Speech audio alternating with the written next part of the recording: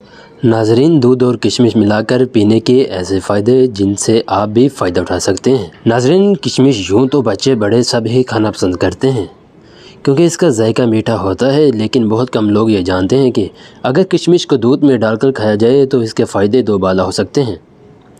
ناظرین، دودھ اور کشمش کی غذائی اہمیت کیا ہے؟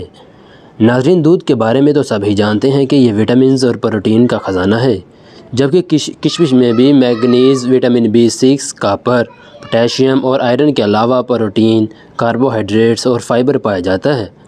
ناظرین، کشمش میں ایک خاص عنصر بورون بھی موجود ہوتا ہے جو ہڈیوں اور جوڑوں کو مضبوط بنانے کے علاوہ زخموں کو تیزی سے بڑھنے میں مدد دیتا ہے۔ ناظرین، کشمش اور دودھ کو ملا کر کیسے کھائیں؟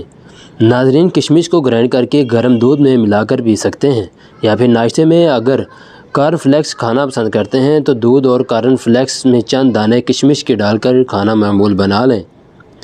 ناظرین، دودھ اور کشمش کھانے کے فائدے کیا ہیں؟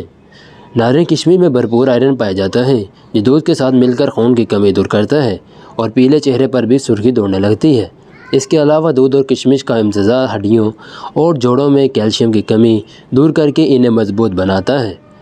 ناظرین، کمزوری کی وجہ سے ہڈیوں سے آتی ٹک ٹک آواز بند ہو جاتی ہے۔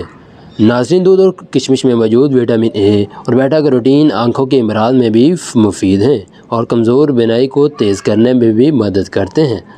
ناظرین، یہ تھی ہماری آج کی ویڈیو۔ اگر پسند آئی ہو تو اسے لائک اور شیئر ضرور کیجیے گا۔